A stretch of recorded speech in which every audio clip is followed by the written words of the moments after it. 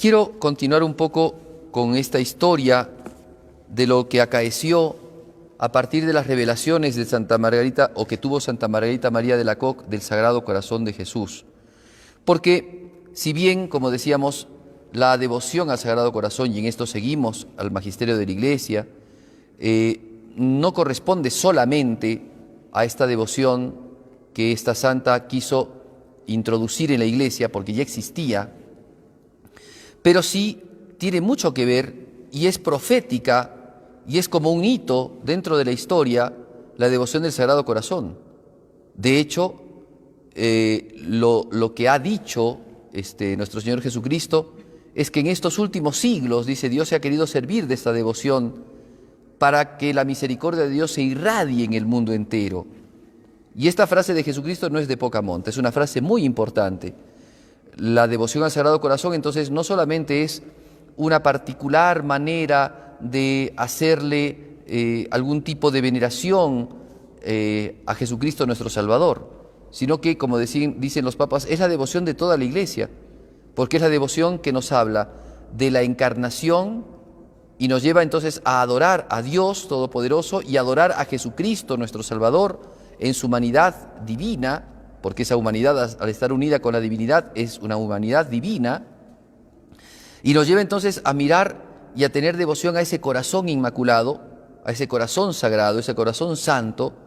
que por un lado nos muestra el mar de la misericordia de Dios, y por otro lado nos pide una conducta determinada para obrar en consecuencia. Entonces, por un lado nos muestra, es la vida cristiana, o sea, nos habla acá de la manera de cómo viven los cristianos. Primero, en agradecimiento a Dios nuestro Señor, en práctica de misericordia. Por un lado, reciben, se dan cuenta que es una gracia de Dios, tanto amor, tanta misericordia, ese manantial que brota del corazón es la misericordia del Señor, inmerecida por nosotros. Nadie de nosotros está en la capacidad de decir yo me la merezco, yo debía tener esto. Ha sido un regalo de Dios exclusivo con nosotros, inmerecido, pero por otro lado también nos pide un obrar, porque la vida cristiana no es solamente recibir la gracia de Dios y dejarla a esa gracia sin ningún tipo de actuación, es decir, no corresponder con nuestros actos a la obra de Dios. De hecho, el mismo Jesucristo en esta parábola de los talentos o en esta parábola de las minas, ¿no?, cuando dice que se enteraron los talentos porque tenían miedo a Dios este hombre, este administrador malvado, y Dios le dijo, con que sabías que yo era, que cosecho donde no siembro, que ciego donde no he sembrado, tendrías que haber puesto esto al banco para que reciba intereses. Es decir, Dios nos ha dado las gracias para que nosotros fructifiquemos en ellas. Y eso es parte de la vida cristiana. Entonces no es solamente recibir la gracia y quedarse con ella, sino obrar en consecuencia la misericordia de Dios. Bueno, entonces es la práctica de la vida de la Iglesia, la devoción al Sagrado Corazón. Y con Santa Margarita María se hace explícita en un montón de circunstancias y favores que Dios quiere darnos en estos últimos siglos, como dice también nuestro Señor Jesucristo. Entonces, vamos a ver cómo esto, a partir de la predicación de Santa Margarita María y de San Claudio de la Colombière, va a llegar hasta la élite. Es decir, se predicó al Sagrado Corazón de Jesús, ya venía la Iglesia con esta devoción desde mucho más antes, se hace más fuerte con San Juan Eudes y muchos otros sacerdotes que predican de esto, pero cuando tiene la revelación Santa Margarita María, se despliega la devoción al Sagrado Corazón de una manera mucho más grande, porque además muestra ese otro sentido que es el sentido reparador, ¿no?, el sentido de desagravio que debemos de hacer al Sagrado Corazón. San Claudio de la Colombière, dijimos ayer, predicó en varios lugares, en varios ambientes, inclusive en ambientes reales. En ese tiempo existía la monarquía, y en esos ambientes reales generó una gran devoción de parte de personas sencillas, pero también de personas que tenían influencia dentro de las cortes francesas e inglesas. Por eso es que recibe como paga la encarcelación a consecuencia de estar en un país como Inglaterra, que ya estaba dominada por el anglicanismo, que había ya matado un montón de católicos, entre ellos los que hemos celebrado ayer, Santo Tomás Moro y San John Fisher, y muchos otros más, sacerdotes, religiosos, misioneros y laicos, que murieron por ser católicos en una reforma de la Iglesia de Inglaterra a la que se llamó el anglicanismo, ¿no? Y que se llevó consigo varios mártires. A él lo encarcelan, ya había pasado un siglo de esto, pero a él lo encarcelan, pero, como decíamos ayer, lo pueden salvar con ya la salud resquebrajada. ¿Qué pasa después? La misma Santa Margarita María no se quedó así, sino que, como enseña la historia en el libro de la vida de Santa Margarita María, nos cuenta cómo ella escribió una carta al mismo rey Luis XIV, porque al parecer el Sagrado Corazón le pedía a ella que le escribiese a Luis XIV, pidiéndole a Luis XIV varias cosas. Entre ellas, primero le dice que el Sagrado Corazón, a pesar de lo que era Luis XIV, que no era ningún santo, lo considera su hijo primogénito. Dice, haz saber al hijo primogénito de mi Sagrado Corazón, así lo trata el rey de Francia. Y le va diciendo varias cosas, en esta carta le pide varias cosas, 4 pedidos de nuestro Señor. Primero dice, grabar el corazón de Jesús en los estandartes del rey. Segundo, construir una iglesia para colocar en ella un cuadro del corazón de Jesús para ser venerado. Tercero, en esta iglesia el rey y la corte deberán consagrarse al corazón de Jesús y ofrecer sus homenajes. Y cuarto, finalmente interceder ante Roma para que la Santa Sede autorice la misa del Sagrado Corazón, además de obtener privilegios para esta devoción. Bien, Santa Margarita María le pide esto al rey en una carta que se le envía por medio de 2 vías. Una religiosa que había sido su superiora en el convento de Paray-le-Monial, y un sacerdote que había sido superior de San Claudio de la Colombiera y que es el que había enviado a San Claudio de la Colombiera a Inglaterra para que fuese capellán de la reina, o de la que podría haber sido reina, Beatriz, esposa de Jaime, del hijo, digamos, del príncipe de York. Entonces, por esas 2 vías, y eran 2 vías muy influyentes, porque esta madre después fue superiora del convento de Versalles, muy cercano a París, y que tenía gran contacto con la monarquía, y de este sacerdote que también tenía influencia, o sea, tenía cercanía a la monarquía, porque había sido el promotor, entonces tenía bastantes contactos. Entonces, por medio de ellos 2 envía la carta. No sabemos si el rey Luis XIV la leyó. Posiblemente la leyó, se debaten los historiadores en si la leyó o no la leyó. El hecho es que Luis XIV no hizo nada, ni puso en los estandartes al Sagrado Corazón, ni tampoco hizo construir un templo para el Sagrado Corazón con la imagen del Sagrado Corazón, ni tampoco se consagró, ni tampoco pidió al Papa las prerrogativas que pedía Santa Margarita María. ¿Por qué razón?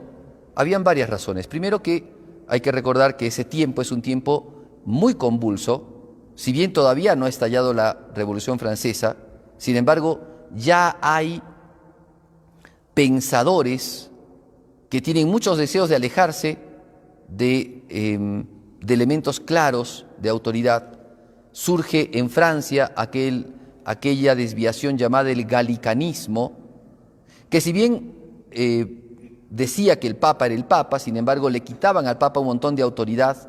frente a las cosas de fe y frente a las cosas del gobierno de la Iglesia, y frente también a lo que el Papa podía influenciar, ¿no?, en los pueblos con los consejos y con las verdades de la fe. El galicanismo estaba en mucho auge, después el galicanismo va a ser condenado, pero el rey Luis XIV era bastante galicano. Por otro lado, está también el influjo del jansenismo, que era muy fuerte en Francia, en el cual las almas espirituales, que eran las almas un poco más adentradas en la fe, vivían una vida de absoluto rigor y penitencia, y se alejaban inclusive de los sacramentos, dejaban de considerar la humanidad de Jesucristo, como lo hace nuestra fe. Por otro lado, apareció el pietismo, a consecuencia del protestantismo, que influenciaba en las almas en el sentido de hacer que el alma se quede quieta, ¿no? Ese quietismo que hace que el alma reciba la gracia de Dios y piense que ya la voluntad no tiene que hacer nada porque Dios es el que hace todo. Entonces ya el hombre no hace penitencia, no hace actos de misericordia, porque Dios lo hace todo. Entonces esas tres cosas estaban metidas en la vida de los franceses de ese tiempo. Sabía Dios que estaba esto presente y por eso pedía que se hiciera de parte del rey, no de cualquiera, sino del mismo rey, que se hicieran obras a favor del Sagrado Corazón para que se enmendasen estos errores y junto con estos errores que son de orden doctrinal, muchísimos errores en el orden moral. No pasó nada con el rey Luis XIV. Al final, el sucesor, jovencito que tenían, quiso hacerlo, construyó una iglesia y la puso como patrono del Sagrado Corazón, pero no llegaron a hacerse las consagraciones, no llegó tampoco al reino este rey, y llegó después a Luis XVI, que ya a consecuencia de lo sucedido tampoco fue un gran rey,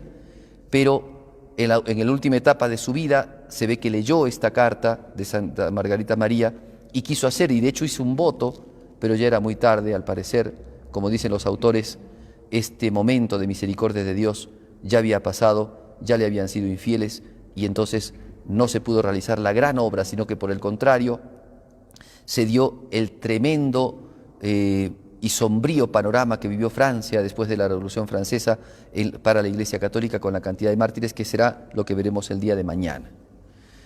Pero esto es un punto importante para darnos cuenta cómo la devoción al Sagrado Corazón, entonces, no es una devoción de mojigaterías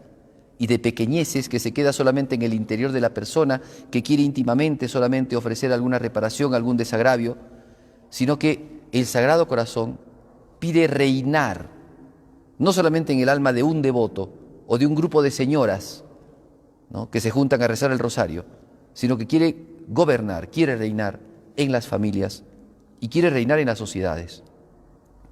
Y quiere que entonces los principales de las ciudades, de los gobiernos, de los países, sean devotos del Sagrado Corazón, para que en esa actitud de devoción al Sagrado Corazón erradiquen los errores, tanto doctrinales como morales, conduzcan a las almas, a sus gobernados, ¿no?, a su pueblo, los conduzcan por caminos de salvación, los lleven por un camino de una vida correcta en lo moral y les hagan conocer las bondades de Jesucristo para con todos los hombres. Y así entonces un gobierno dedicado, consagrado al Sagrado Corazón, ¿cuántas luces puede traer a tantas almas? Ciertamente que nuestros gobiernos actuales en esta vida de democracia se aceptan se da la libertad para que las personas puedan tener distintos cultos, el culto que quieran tener, la libertad religiosa de la que se habla. Pero cuando un gobierno es consagrado al Sagrado Corazón, aprende a tener la sabiduría para gobernar con la verdad y para buscar el bien. Y la devoción al Sagrado Corazón vivida sinceramente, así como hace que una persona, joven o viejo, hombre o mujer, viva con sinceridad, viva con honestidad y sin hipocresías, así también la devoción al Sagrado Corazón hace que un gobernante obre con transparencia, obre con servicialidad, obre sin hipocresías y obre sin deseo de hurto de los más pobres. Por eso es que esta devoción no es una devoción pequeña, restringida, cerrada, sino que es una devoción que tiende a hacerse raíz en toda la sociedad, desde los más pequeños hasta los gobernantes, desde las personas más sencillas hasta las personas más intelectuales,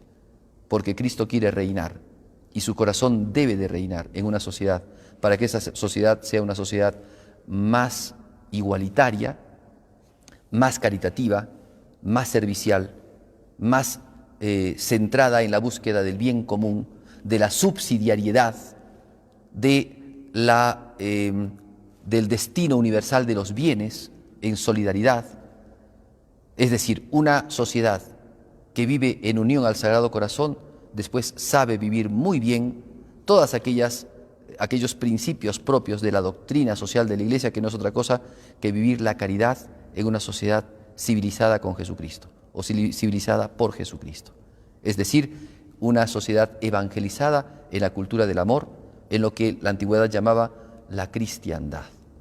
Pidamos a nuestra Madre, la Santísima Virgen María, que el Sagrado Corazón de Jesús toque el corazón de los hombres de nuestro mundo, de las autoridades, para que, conociendo el corazón de Jesús, puedan obrar siempre el bien, sin ningún tipo de hipocresías, buscando siempre el bien común. Pedimos estas gracias al Inmaculado Corazón de María.